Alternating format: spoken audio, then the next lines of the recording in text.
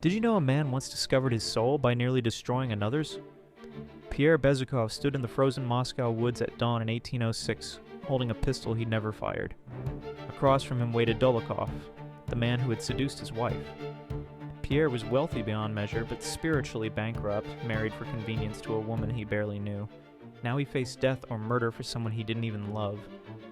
The absurdity hit him like a physical blow.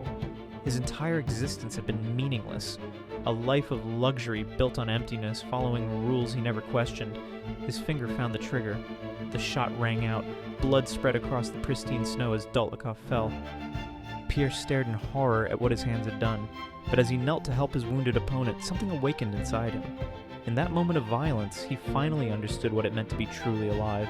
Sometimes we must face our capacity for darkness to find our light.